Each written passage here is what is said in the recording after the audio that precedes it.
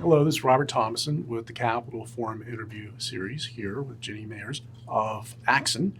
And thank you so much for joining us. Thank you, Robert. Glad to be here. Yeah. So I ran across a very fine blog that you wrote earlier about the FTC challenge of the GTCR Surmotics merger in the health sector. And you went over key takeaways of that, and I'm just wondering if you could go over what you think the highlights of that are. You made some very good points about what insights could be drawn from that challenge. Sure. I think first, the takeaway is that the agency's theory of harm was relatively traditional. The FTC alleged a relatively concentrated market in which they assert that the two merging firms were particularly close competitors, that they targeted one another, and that they went head-to-head for customers. That's a very typical horizontal theory of harm that has been ingrained in the merger guidelines and merger case law for decades. So from that perspective, it reflected that the current FTC was interested in bringing a fairly mainstream case theory.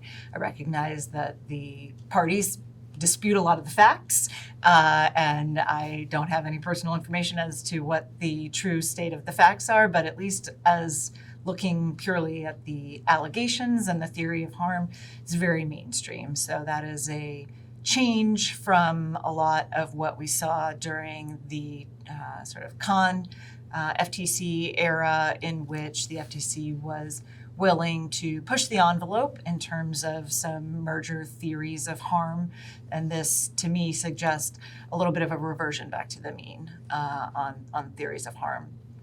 We have seen that on the DOJ side as well in the current case that they have against HP.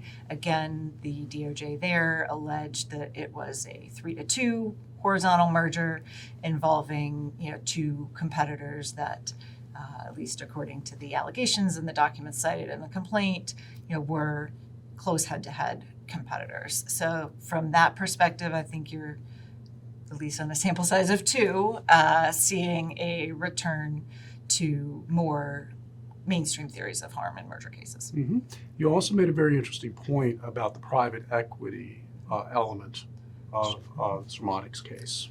Could you elaborate on that? Sure. That, I think, was again, reaction to the former FTC under Chair Khan, and also, you saw that with DOJ under Jonathan Cantor, where both agencies had an incredible skepticism of private equity and the role that form of capital plays in the economy. Indeed, they were very vocal in sort of disparaging private equity writ large and the role that it plays in the economy and how it impacts businesses, et cetera.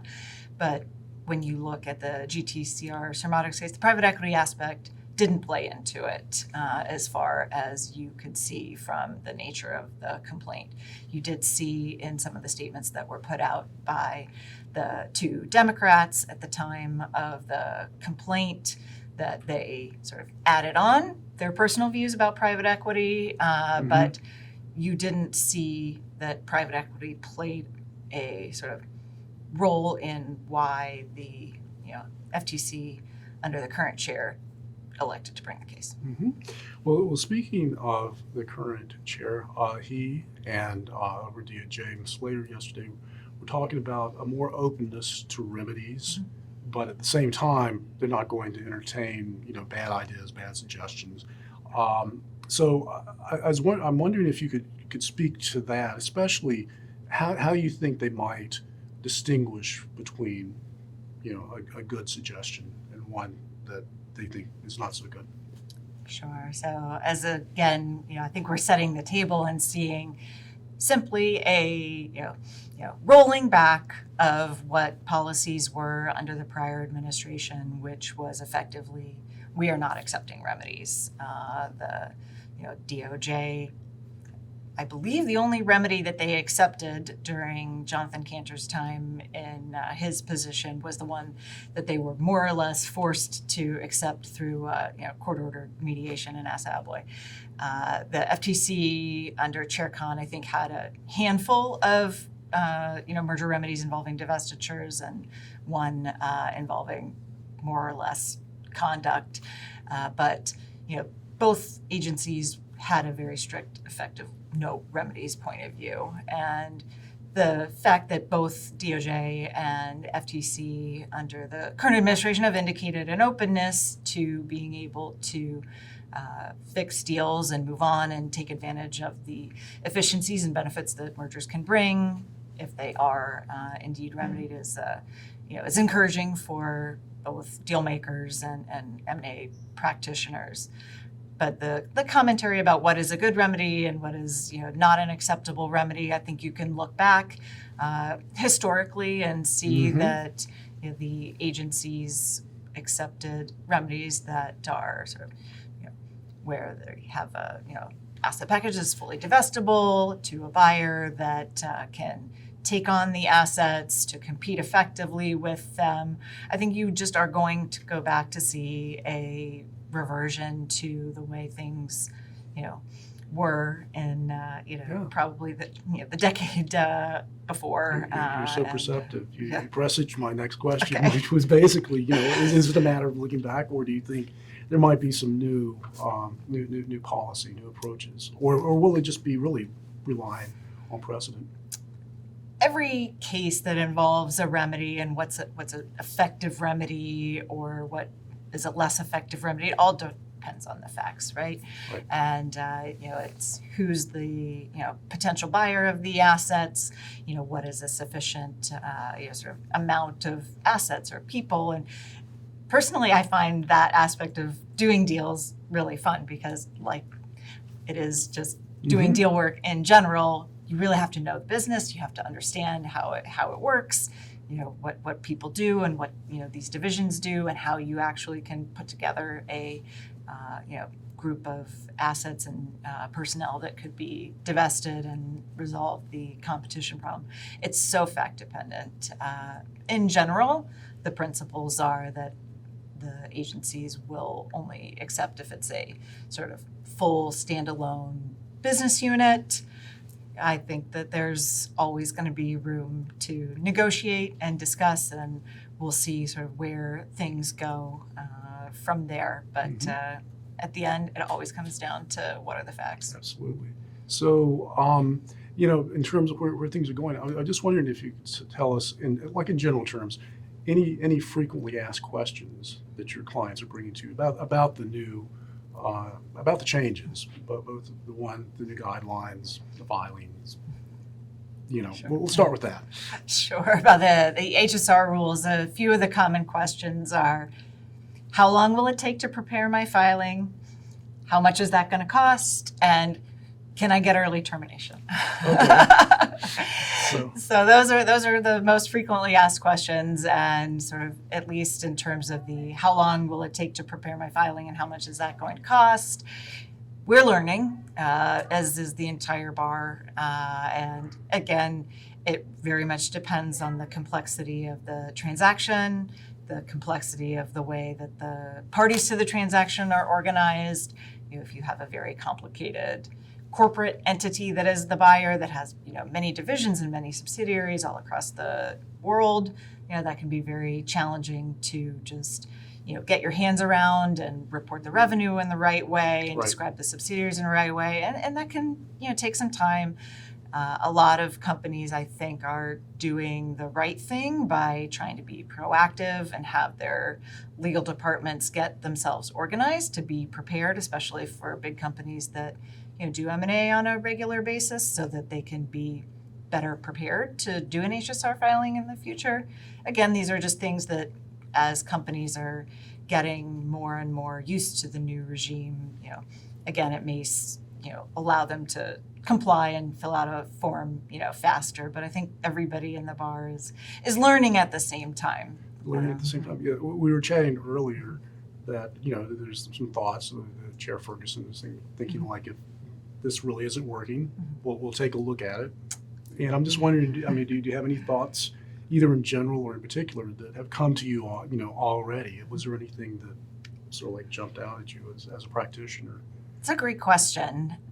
Not yet, but I have a number of different matters that are sort of in flight and that we are working through preparing HSR forms. And I know that, my fellow members of the M&A bar are also sort of learning as we go and identifying, what some of the challenges are in terms of information gathering and filling it in the way that, the form kind of calls for. And I think there's just a lot of, sort of working out kinks. Certainly the, agencies are trying their best in order to respond to questions from the bar, and, we'll sort of get there. But it is encouraging at least to know that the chair has made comments suggesting that if there are elements of the form that, the agency's observing are not serving a useful purpose and that are burdensome, that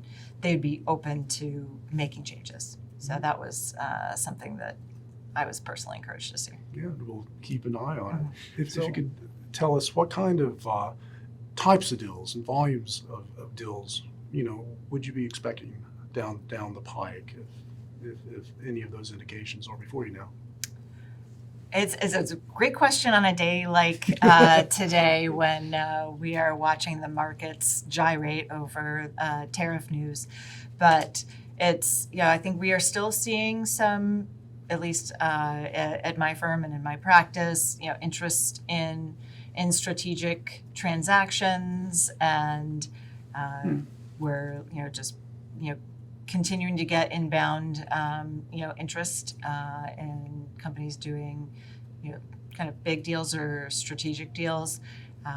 Hard to generalize based on my own personal experience. We will indeed just see, I think, a lot of people across the deal making world are keeping an eye on kind of global Wall Street activity, and we'll see what happens in the broader economy going forward. Yeah, I mean, healthcare has been on the radar of regulators, and do you see any extra caution in that sector, or more strategic thinking rather than let's roll things up? Yeah, I think that healthcare in general has always been a high priority for the antitrust agencies, regardless of administration. I think if you probably went back, 25, 50 years and saw the announcements from each successive administration, healthcare would be at the top, right? And you see perennial, challenges to deals, be it, hospital deals or pharmaceutical deals or, other deals that touch the healthcare sector. Politically, it's important. It's important, sort of kitchen table, economics. And so I think it will remain a hot area. And the industry, I think, recognizes that it's an important area, and they are very sensitive to getting good antitrust advice on their deals. So, and also, how about the tech side, the big tech side? We have a strong record of cases coming up, trials coming up. But in terms of new mergers, what, if anything, are you anticipating? Any changes, or will it just, be a through line? Also a great question, and if I had my crystal ball, I would love to be able to answer it with precision. I hope that no one comes back and watches this 5 years from now and says, Jeny, what were you thinking? But it's the tech transactions, I think, are more correlated to sort of the overall economy. It'll be interesting to see sort of what level of merger activity happens in the sector. Certainly the big tech companies are very much under the microscope. They were in the prior administration, and even going back to the first Trump administration, the current FTC and DOJ have, been, expressed about their desires to enforce the antitrust laws, very vigorously in the tech sector, though I think they may be more open to deals that don't involve the biggest companies, and at least they have mentioned in public statements and speeches a desire to foster innovation, and if there are deals that don't involve monopolists or alleged monopolists or some of these biggest companies, that they could potentially get behind it, and not that the entire sector is bad, just perhaps they have a sort of close eye on certain players overall in the technology sector. But we'll see what happens with the development of AI and all of the various companies across that ecosystem. I think it's it's a fascinating area, and I think one to keep an eye on more on the broader economy. That will do. So, well, thank you so much for your time and Absolutely. your insights, and I look forward to reading more of your blogs because they're always good. Oh, I appreciate it. Thank you very much.